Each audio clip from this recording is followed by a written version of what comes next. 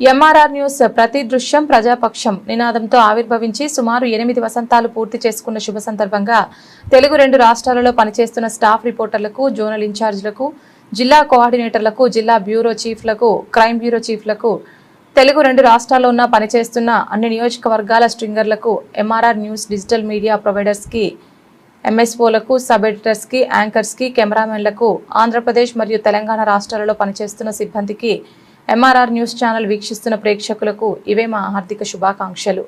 మా ఛానల్ని వీక్షించండి, లైక్ చేయండి, షేర్ చేయండి, సబ్స్క్రైబ్ చేయండి. గ్రామీణ ప్రాంతం నుంచి పట్టణాల వరకు ప్రతి సమస్యను అధికారుల దృష్టికి తీసుకువెళ్లి సమస్య పరిష్కారానికి కృషి చేస్తున్న ఎంఆర్ఆర్ న్యూస్ ప్రతి దృశ్యం ప్రజాపక్షం నినాదంతో ఆరంభమై నేటికి 8 వసంతాలకు చేరువలో ఉన్న ఎంఆర్ఆర్ న్యూస్ ఛానల్ అతి త్వరలో విశాఖపట్నం, విజయవాడ, గుంటూరు, చిత్తూరు, నెల్లూరు, శ్రీకాకుళం, కర్నూలు, పల్నాడు జిల్లా, విజయనగరం, బాపట్ల, నల్లగొండ, హైదరాబాద్, నిర్మల్, ఆదిలాబాద్, సిద్దిపేట జిల్లాల్లో ప్రసారాలు టెలికాస్ట్ కానున్నాయని MRR news managing director M Raja తెలిపారు. బులెటిన్ ముగించే ముందు హెడ్లైన్స్ మరొకసారి. సరైన ఇంటికి సరైన సిమెంట్ ఎంతో ముఖ్యం. విచక్షణతో ఆలోచించండి. రైట్ సిమెంట్ ని ఎంచుకోండి. KCP cement, building the nation since 1958. KCP cement, the right choice. ఈ రోజు దురుద్దేశపూర్వకంగా బురజల్లే కార్యక్రమం ఎక్కడైనా మానుకోండి. మీకు ప్రజలు బుద్ధి చెప్పారా లేదా? మీ పాలన దుర్మార్గ పాలన, అరాచక పాలన అని చెప్పేసి దోపిడీ పాలనని ప్రజలు 151 సీట్ల నుండి 11 సీట్లకు వచ్చినాకైనా మీకు బుద్ధి రావాలా లేదా? మీరు ఆత్మవిమర్శ చేసుకోవాలా లేదా? మీరు ఆత్మవిమర్శ చేసుకోకుండా ప్రజలు గుణపాఠం చెప్పినా ఇంకా బుద్ధి రాలా.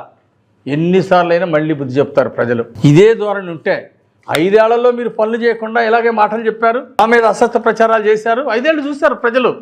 చూసి చివరికి ఏం సమాధానం చెప్పారు? మీకు రికార్డు మెజార్టీతో మిమ్మల్ని ఓడించారు. అయినా బుద్ధి రావాలిగా, అయినా మారలేవు. 5 ఏళ్ళు ఎలా అసత్య ప్రచారాలు చేశారో గతంలో, మళ్ళీ ఇప్పుడు కూడా అదే బాట. ప్రజలు ఇచ్చిన గుణపాఠానికి, ప్రజలు చెప్పిన పనిష్మెంట్కి, ప్రజలు ఇచ్చిన దానికి కనీసం ఇప్పుడైనా బుద్ధి తెచ్చుకోవాలా. ఇప్పటికైనా మారకపోతే ప్రజలు మిమ్మల్ని చీకొడతారు. భవిష్యత్తులో చెప్పులతో కొట్టే పరిస్థితి ఉంది. 5 ఏళ్ళలో కనీసం గుంటలు పుడిచారా మీరు? ఎందుకు పుడచలేదు? జగన్మోహన్ రెడ్డి 5 ఏళ్ళు పాలనలో, వైసీపీ పాలనలో ఏం చేశాడు? ఎప్పుడన్నా బొల్లబ్రహ్మనాయుడు అడిగాడా? ఏమంటే గుంటలు పూడ్చకపోతే నోట్లు పోస్తున్నారు, గుంటలు పూడ్చాలా అని చెప్పేసి 7 రోజున నిధులు అడిగి తెచ్చాడా? ఎందుకు తేలేదు? 5 ఏళ్ల పాలనలో గుంతలు పూడ్చడం చేత కానీ మీరు ఏంటి ఈరోజు మీరు మాట్లాడేది? అమరావతి రాజధాని, పోలవరం ప్రాజెక్టు, వెలుగొండ ప్రాజెక్టు, అన్ని ప్రాజెక్టులు శరవేగంతో ఈరోజు జరుగుతున్నాయి. అమరావతి రాజధాని సూపర్ వేగంతో నిర్మాణాలు జరుగుతున్నాయి. చాలామంది కార్యక్రమాల వేల మంది కార్మికులు అక్కడ పనిచేస్తూ ఉంటే చూసి అభినందించవలసింది పోయి ఇంత దుర్మార్గంగా విమర్శిస్తారా? అవినీతికి బ్రాండ్ అంబాసిడర్లు మీరు. మీకు ప్రజలు బుద్ధి చెప్పినా ఇంకా మీ పద్ధతి మారలేదు. అసత్య ప్రచారాలు మానుకోకపోతే మళ్ళీ ప్రజలు మీకు గుణపాఠం చెప్తారు. సొసైటీల్లో దోచుకుంటారా?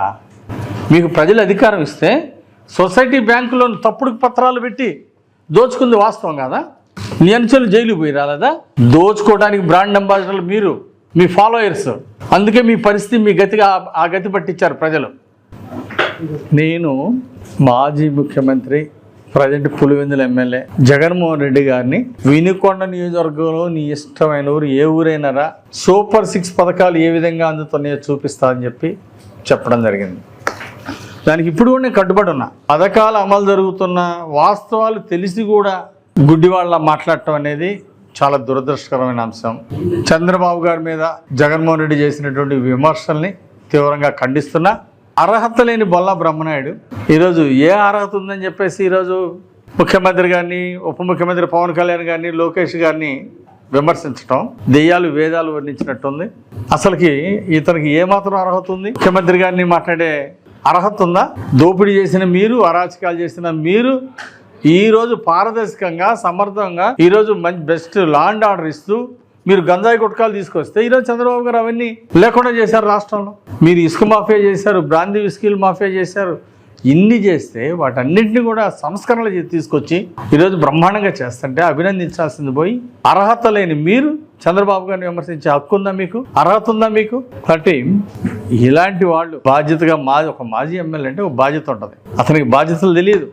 రోజు అసత్య ప్రచారాలు చేయింది అతను నిద్రపట్టదు. ఇప్పటికైనా పద్ధతి మార్చుకోకపోతే మరోసారి ప్రజాశిక్షలో గురిగా తప్పదు.